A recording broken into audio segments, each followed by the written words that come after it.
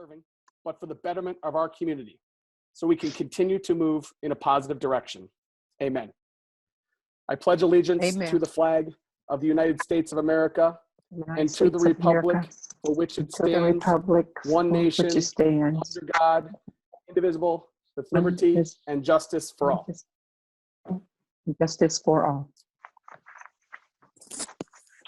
All right, next up is approval of the minutes from the April 28th, 2020 meeting. Did everybody have an opportunity to take a look at them? I will call on everybody individually.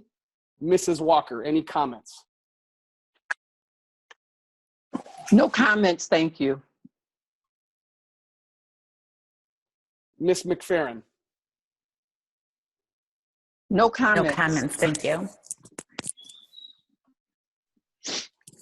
Mrs. Stauffer? No comment. Mr. Scafidi? No comment. I'm good, thank you.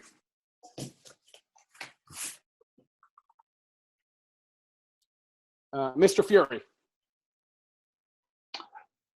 No additions or amendments for me. Thank you. Mr. Barr? Nothing from me, thank you. All right. I'd like to make a motion then to adopt the minutes as reported. May I have a second? I'll second. Mr. Barr seconds. Shane, please call the roll. Mr. Bellin? Yes. Mr. Barr? Yes. Mr. Scafidi? Yes. Mrs. Stauffer?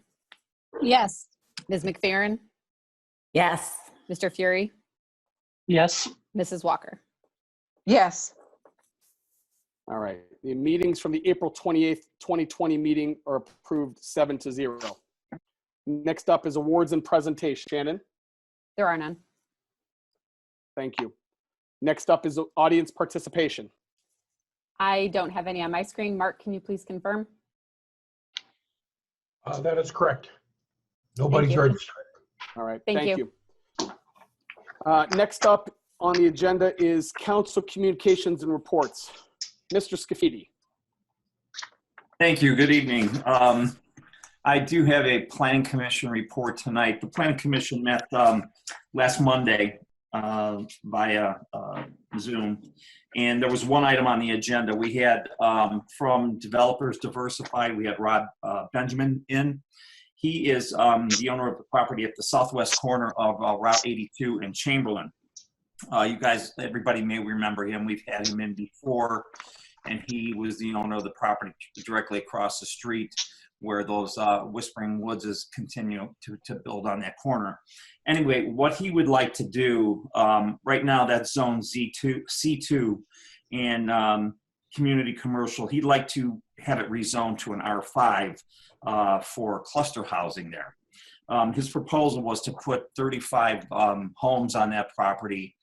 It would be a cul-de-sac street, and it would run along, of course, 82 in Chamberlain Road. Well, after they had their work session, and they had quite a bit of discussion about that rezoning, the board took a vote, and they voted 4-1 to deny recommending that to council for approval. So they denied it. Whether Mr. Benjamin decides just to appeal that and come to council, I don't know if that's going to happen yet, but that's where that went. Basically, what they were looking at, what the board really was opposed to, with all the truck traffic that's going to be going, that does go up and down Chamberlain Road, besides all the rubbish trucks and all the vehicles that are going in and out of Cornerstone now, and it just seemed like to them, they felt that it just wasn't a good fit for a residential area right there next to, and this would be between Route 82 and the Army Reserve. So they didn't feel it was a good fit, and truthfully, it's not consistent with the land use policies established by the current comprehensive plan as well. So they did vote it down 4-1. And that was the end of that meeting. Again, I don't know if Mr. Benjamin will appeal to council or not, but that's yet to be seen. Other than that, that ended the Planning Commission meeting. And I believe the next one is scheduled for June 1st at 7 o'clock. And I don't even know if that'll be virtual or not, but that's yet to be seen as well. Other than that, the other committees have not met, and that's the end of my report tonight. Thank you. Thank you, Mr. Safidi. Mrs. Walker.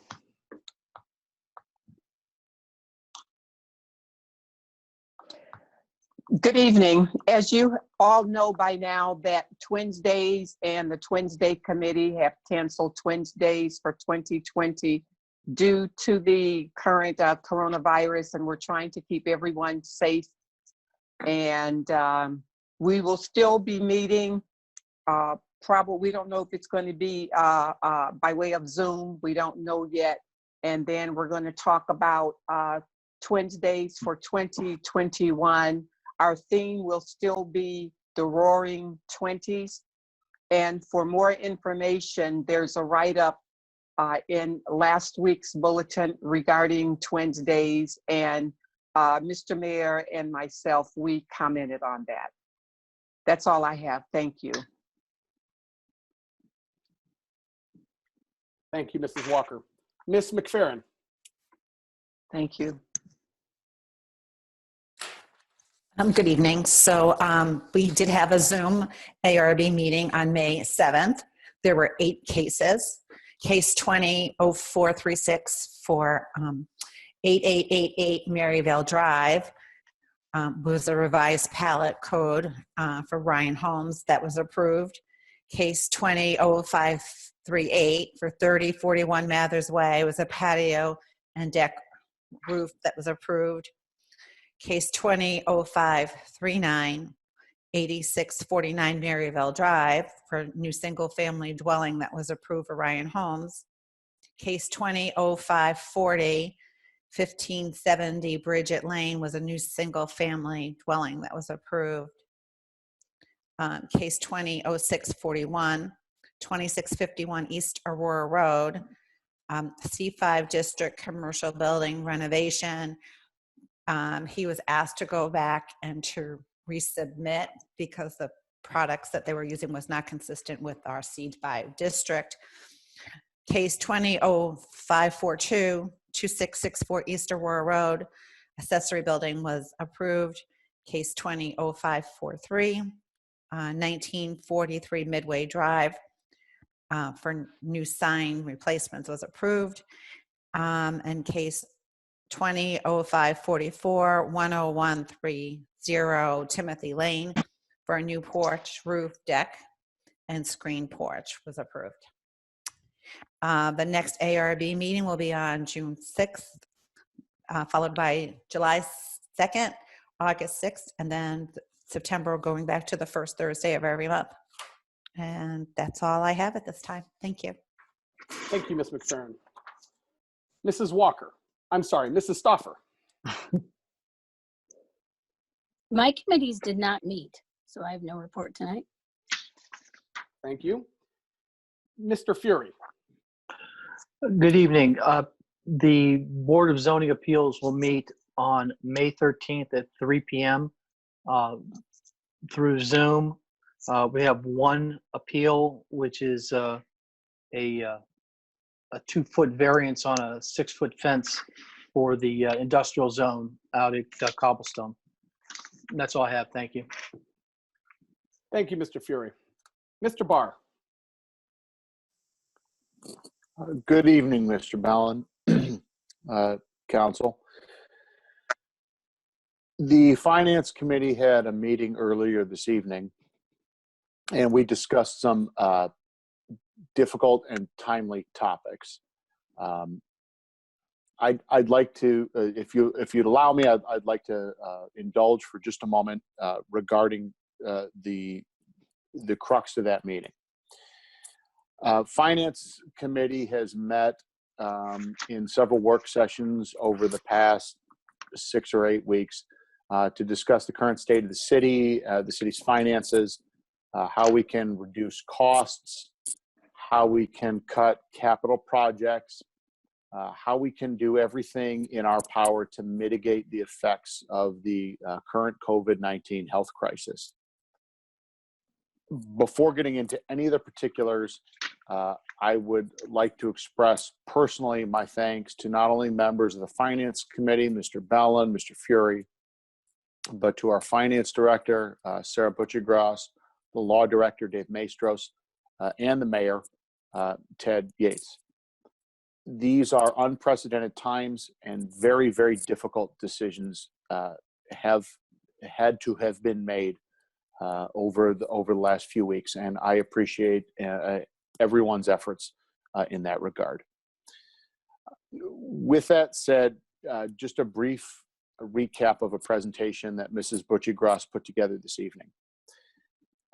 The city of Twinsburg receives well over 80% of its revenue from municipal income tax, that is tax collected from people who are currently working. When we have a crisis like we do currently and people are not working, that puts the city at substantial risk for a loss of revenue. Per Ms. Butchergross's report and estimates from RETA, the Regional Income Tax Authority, the city this year stands to look at $2 million in lost revenue and possibly up to $3.5 million in late payments from those municipal income taxes. That is going to put quite a burden on the city. The department heads, the mayor, the law director, the finance director have gotten together and looked at all sorts of conceivable ways to reduce costs even further. And they've come up with a plan through reduction of capital expenditures for 2020 to reduce our 2020 expenditures by a little over $1.1 million. There is no area of the city that isn't affected by this. And $1.1 million represents a significant reduction in capital expenses. And again, I applaud all our department heads for working with the mayor and making these difficult decisions during this difficult time.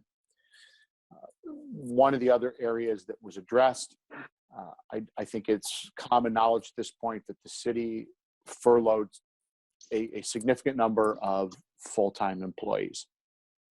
And unfortunately, after reviewing our situation and our finances and really taking a look at where we are, not all of those employees will be coming back full-time. We do have a large number of employees that are retiring this year or over the next year, year and a half that we will not be backfilling or replacing.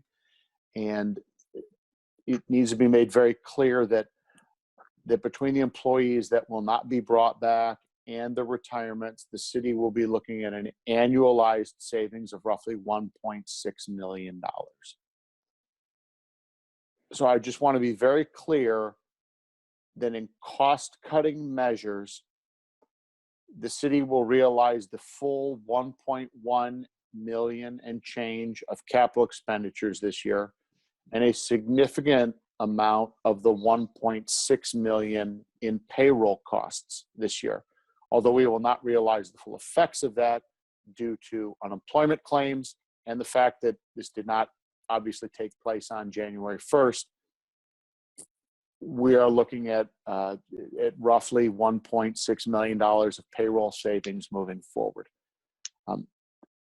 This was not an easy decision for the finance director, the mayor, the law director, or any member of the finance committee to make. And again, there is not a single department in this city that remains unscathed.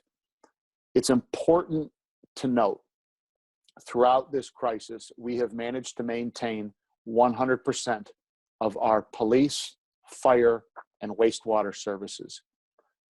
The mayor and finance committee's commitment to providing the best health, safety, and welfare of our residents was of the utmost priority, and there have been no cuts with police and fire. and wastewater as well. One of the conversations that has been facing Finance Committee for the last several months is looking at our sources of revenue. It's important to note, as I stated earlier, that over 80% of the city's revenue comes from income taxes. I don't want to misspeak, but I believe the finance director told me that amongst all of the incorporated municipalities in the entire state of Ohio, we were one of the highest in terms of sole reliance on income taxes.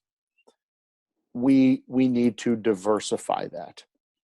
The city has looked at ways to increase revenue, and at recommendation of the Finance Committee this evening, we have looked at reinstating 4.9 mills of charter millage to support our public safety and public works operations. Up until approximately 1997, the city had this millage, this 4.9 mills, to support police and fire obligations and public works and general fund operations. In 1997, this was the council did away with the 4.9 mills, and for 23 years we enjoyed quote unquote no millage. Finance Committee has worked diligently with department heads, police, fire, public works, with the finance director, the law director, the mayor, to look at all of our options. The recommendation that came out of Finance Committee this evening is that we ask the law department to prepare legislation for council's discussion to look at 4.9 mills of charter millage to support, again, public safety and public works, specifically 0.7 mills to the police and fire pension funds to make those funds solvent. Since 2014, the general fund has funded over $5.28 million from the general fund into basically obligations that were committed to long ago, but not met by the current millage for police and fire. Twinsburg has 0.3 and 0.3, which is the minimum state mandated millage for police and fire pension funds. And every year there's been over a $1 million shortfall in that regard. Again, $5.2 million over the last 5 years. So we asked for 0.7 and 0.7 to shore up and fully fund our pension obligations that were made by councils and mayors previous to this. We're also looking at 1 mil for public safety capital expenditures to pay for everything from police cars to fire trucks, things that we know we are all going to have to do. In addition, we're asking for 2.5 mils of the total 4.9 to go to public safety and public works salaries. Although that money will go into the general fund, it is earmarked specifically to maintain the high levels of staffing and the high levels of service that our residents deserve. I know these are difficult times, but we're all in this together. Everybody has to give a little bit right now. One of the other things that this does is it makes us considerably less dependent in terms of our total revenue on income tax. The finance director and all of her compatriots estimate that we could be looking at 2+ years of reduced revenues as a result of income tax until we get to a new normal. So it's with a heavy heart, but a clear conscience that I guess I asked the law department to draft legislation on behest of the finance committee this evening, the mayor and the finance director, to look at 4.9 mils of inside millage specifically earmarked towards our public safety forces. I know I was very long-winded, and I apologize for that. More or less, that's what came out of Finance Committee. It's a lot to digest, and I'm sure we'll have further discussions on it. These are difficult decisions. They're hard decisions, but these are the decisions that we were elected for, to do what is in the best interests of the city of Twinsburg, no matter how fun or no matter how popular. And so I guess I would just hope that I can look forward to council's support as the chair of the Finance Committee. I know that the mayor and the finance director have certainly toiled over these decisions, and like I said, was a long road, but that is a recommendation of Finance Committee this evening. Finally, on that note, the next meeting of Finance Committee is going to be May 26th, 2020, most likely via Zoom, and it will start at 6 p.m. Thank you for your time. That's all I have this evening. Thank you, Mr. Barr. The only committee that I was on that met was the Finance Committee. Mr. Barr spoke very eloquently, so I won't bother to recap that any further. Mr. Mayor, the mayor's report. Yes, good evening, everyone. So going to go through a number of things kind of going on around the city. We do have members of service coming back toward the end of the month, so I'm glad to announce that our branch chipping will resume on June 1st. So we will no longer have the drop-off up at Liberty Park, so you can start putting it out a couple days before June 1st, and we'll start our routes at that point. Waste management, we've been getting a lot of questions. I've been getting phone calls. Currently, City Hall is not open. We are looking at a date to reopen City Hall and have our receptionist back, and probably looking at the beginning of June. But right now, I still get the messages, and I've been returning a lot of calls regarding waste management's current policies. And so I'm going to contact them tomorrow. The latest message we got was that they were going to start picking up this week items outside of the containers if they were bagged. However, I know a lot of people, I was driving around yesterday, did put out a number of loose items. And so I'm just going to have a discussion with Waste Management, and I'll get a message out to the residents regarding that final policy from Waste Management as we move forward through these times. Community gardens have received a lot of message regarding community gardens. So we've been filling up community gardens. And I don't know if these are our past community garden members or these are new people looking for something to do during this quarantine type period. So there are lots filling up, but I do believe there are a few remaining. So if you are interested, you can reach out to City Hall, or you can call Parks and Rec directly, and they can get you signed up. So if anyone drove around last night anywhere near the water tower, you noticed that it was lit up just a beautiful blue. I received a call from Matt Reticelli, who owns Rock the House. We've done a lot of work in the past with them. They help support a lot of our concerts. Just a great local business that is just superb in the technology industry. And they had an idea of lighting up the water tower blue for National Hospital Week and Healthcare Workers Week, as well as Police Week. So they coincide this week. And that was a great idea. We ended up getting them some power. I want to thank the neighbors next to the water tower. I believe it's Maurice Dean, for allowing us to use some of her power to light up. But if you drive by tonight, I know they made some adjustments today, but it should look beautiful. So we're going to get some formal pictures and get that out to everyone posted. But I just want to thank Matt and Rock the House for doing that. I mentioned at caucus, we are looking at a Memorial Day event. We can't unfortunately do our typical parade with our large gathering down at the square for our Memorial Day service. The VFW has prepared a short Memorial Day service that they're going to do in their garden next to the VFW. we're looking at potentially organizing a drive-by that would start at the school. So as that gets organized, I will get out more information to everyone, all the residents, in hopes that we could get kind of a parade of cars slowly driving by in honor of Memorial Day past the VFW Park. So I'll get more information out to people as that comes together. We did put out a message regarding Aaron and Moses.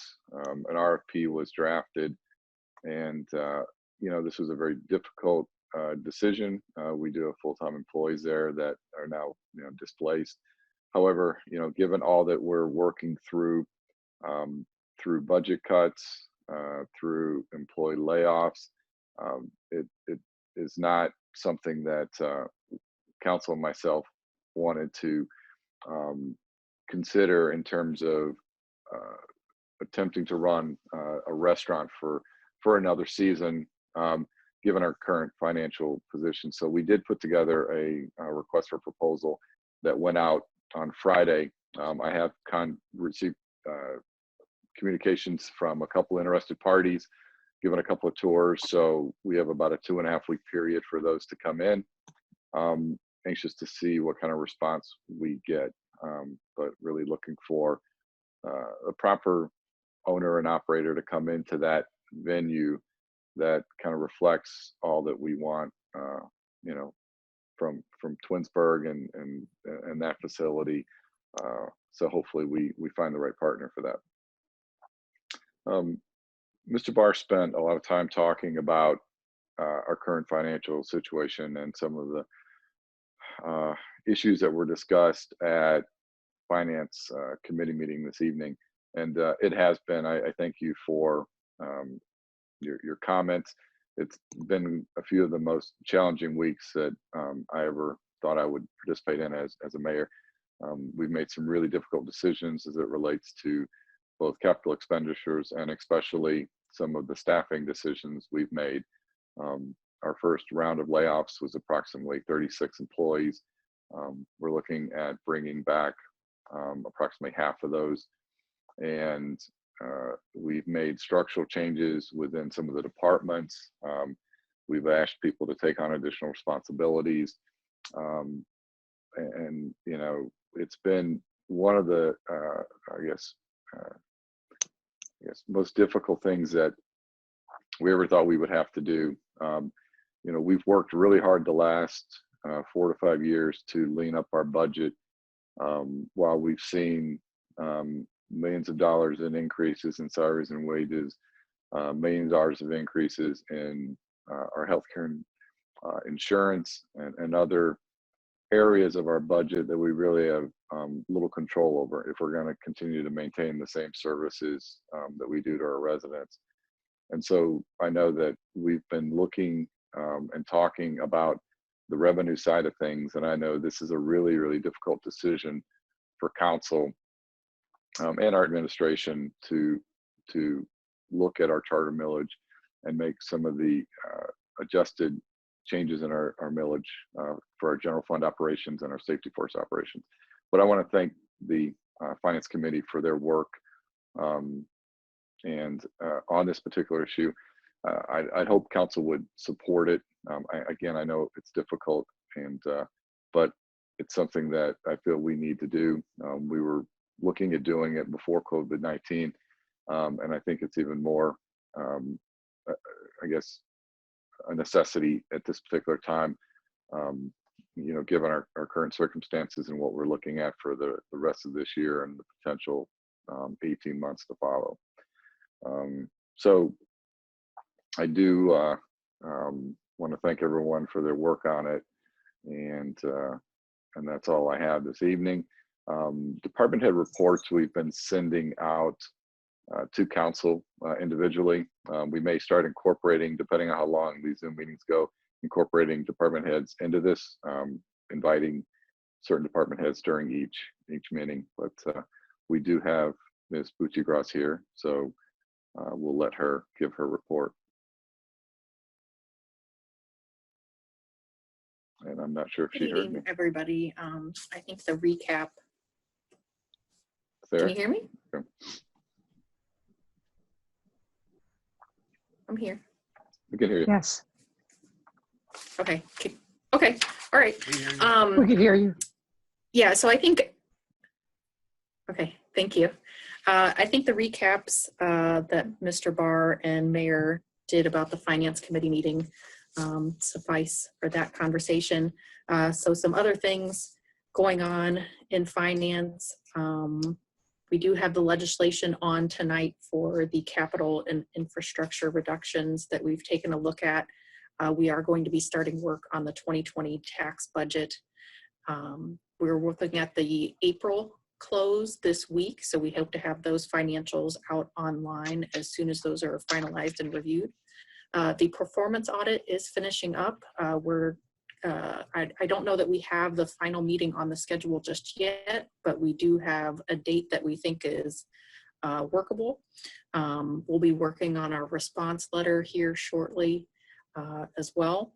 And then also this week, we're going to be meeting with our bond counsel and our municipal bond advisor to discuss the debt issue that we do have for this year that was slated for the fall, but due to the economic turn, we're not sure what the best timing for that looks like anymore, but we are going to discuss that, and I'll have some more information for Finance Committee on that May 26th meeting.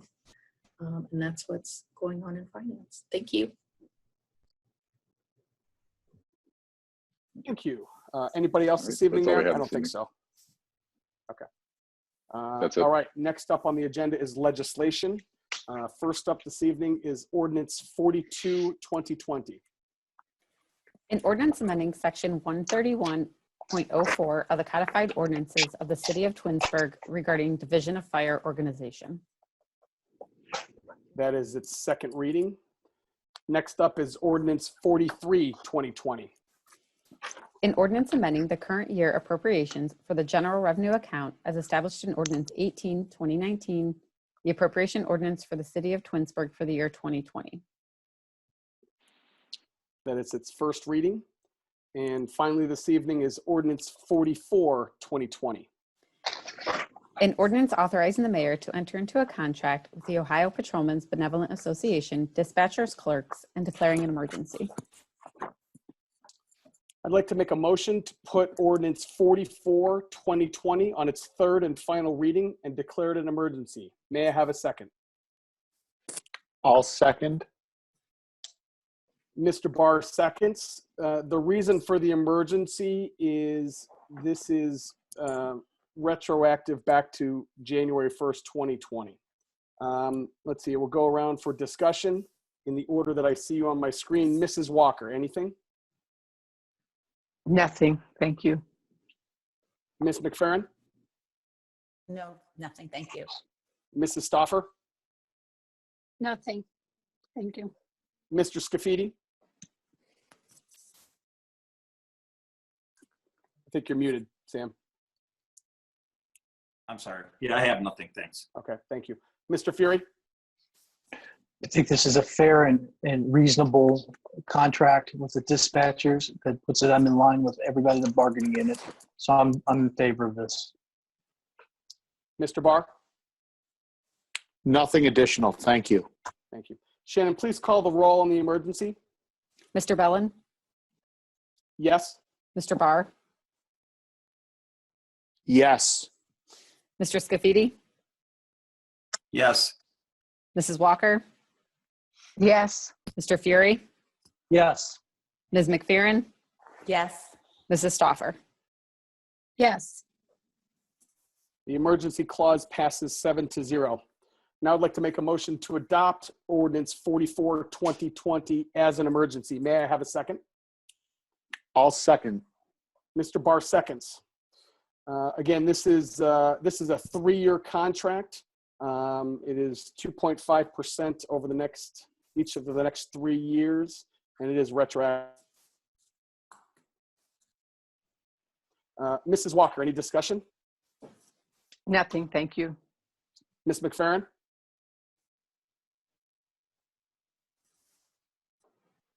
You're muted. Oh, sorry. No discussion. Thank you. Thank you. Mrs. Stoffer? No, I have nothing.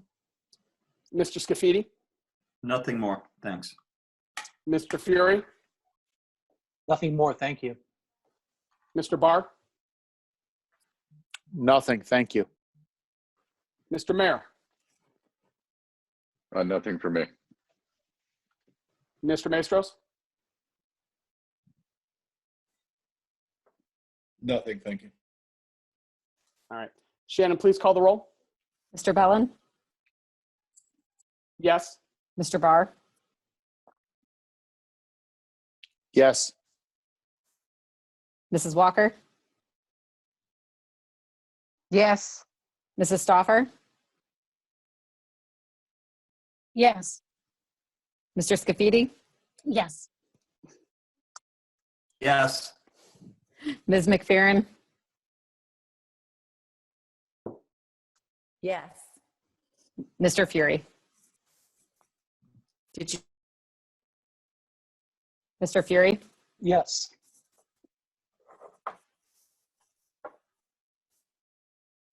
Yes.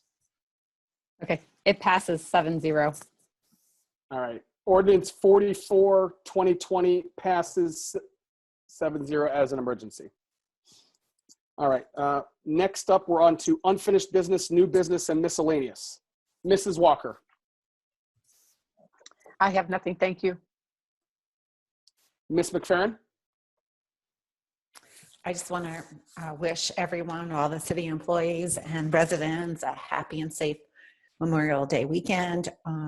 If you haven't seen the water tower lit up to honor the police and National Hospital Week, it is beautiful. And I'd like to thank Rock the Park for their efforts in that. And I want to thank the 11 attendees that were at our meeting tonight. So thank you very much. That's all I have. Mrs. Stoffer. I would just like to give a shout out to actually Mrs. Powers and the school board, the senior class advisors, Donna Houston, and I think it's Brittany Hardery. I'm not sure if I'm pronouncing that correctly, but I think they've done a tremendous job honoring the graduating seniors. And I really think that I just wanted to, tell them what a great job they've done. And I think that made a bad situation a little bit better. So I just would like to thank them for that. And all the students who worked so hard. So I have to give that for all the changes. I just think that the school district has done a tremendous job. And that is all I have. Mr. Scafidi. Thank you. Just one thing. I just want to say that as the governor begins to relax all the restrictions on the state of Ohio, I hope that everybody still adheres to all the guidelines that are still in place with masks and the distancing and so on and so forth. And I think that's very important. I know sometimes we start to feel like we're getting our freedom. And it's happened to me a few times that, I've wound up right next to somebody and not realizing that, we're still under these restrictions. And you got to keep that in your head and keep that in your mind because, this virus is still out there and it's still a killer to a lot of people. So I would hope that, everybody still adheres to all the guidelines that are still in place. And I just wish that everybody stay well. That's all. Thank you. Thank you. Mr. Fury. Nothing for me this evening, thank you. Mr. Barr. Thank you, Mr. Ballin. Just to be brief, I want to give a huge belated shout out to all the moms out there. I hope you had a wonderful, albeit at home quarantined Mother's Day. If you're a husband or a son, you're smart to recognize Mother's Day because it is the most important day of the year. With that said, I'd just like to ask everybody to continue to be patient as we work through some unprecedented times. I want everybody to stay healthy, to try and stay positive. On a personal note, I was only recently have I returned to work. I'll be 45 years old in June, and never before have I had to file for unemployment. These are truly unprecedented times. I spent essentially 6 weeks unemployed. I feel and can empathize with the difficult times that everybody is going through right now. They're temporary. We will see the backside of this. We will get through it. We will get through it together. To every single employee and elected member, I consider it a privilege to know you and to work with you. You're among some of the finest people I've ever had the privilege of knowing. And I don't say that lightly. This has been a truly challenging time for every member of council, for the administration, the law department, for our furloughed employees, those employees that, to quote the mayor, have had to perform any task as assigned in commission of their duties and for the betterment of the city of Twinsburg. So again, I want to extend a personal, heartfelt thanks to everybody for really picking up the ball and running with it and just being the best you can be. To our residents, I promise we are here for you, and we're all available and we're all accessible. So don't hesitate to reach out. We will stay healthy, Twinsburg. That's all I have. Thank you.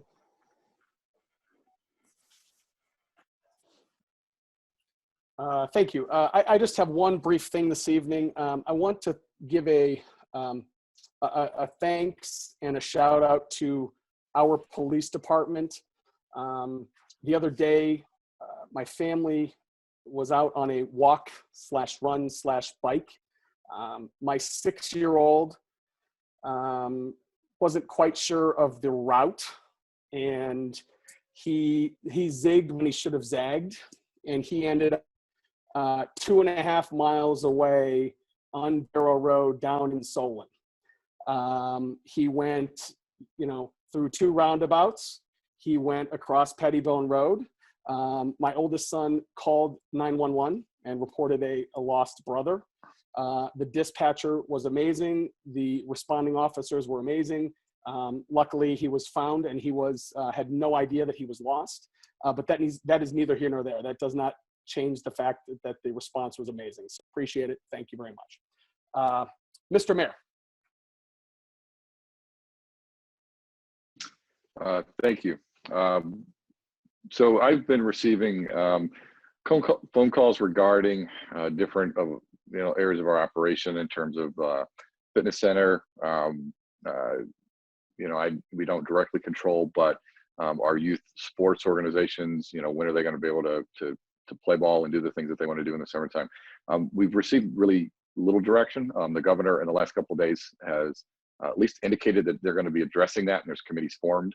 I was on a big conference call with all of board members from our youth sports, as well as the athletic director at the high school, talking about when possibly youth sports could resume. And I know the earliest dates they've heard is potentially the end of June. We're hopeful that it's before that. The fitness center, I know a committee's been formed.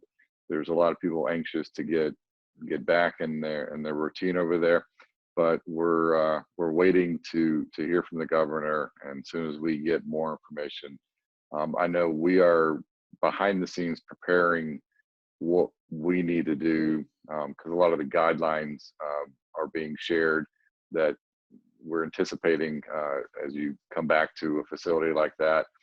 But so we are preparing, getting things in place, but as soon as we get more information, I will get that out to the residents.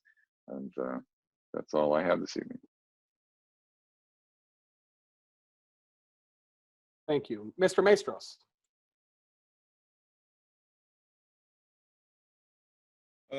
Thank you, Mr. Ballin. Just a couple things briefly. I wanted to mention Mr. Scafidi mentioned heritage development was before planning, and I would indicate that heritage development has notified the city they plan to amend their proposal, and I think they'll try to come back before planning. Not sure of the timing of that, but They have asked the council not take any action regarding that until they have a chance to amend and return to planning commission. And we have no further direction on what they're proposing in their amendment.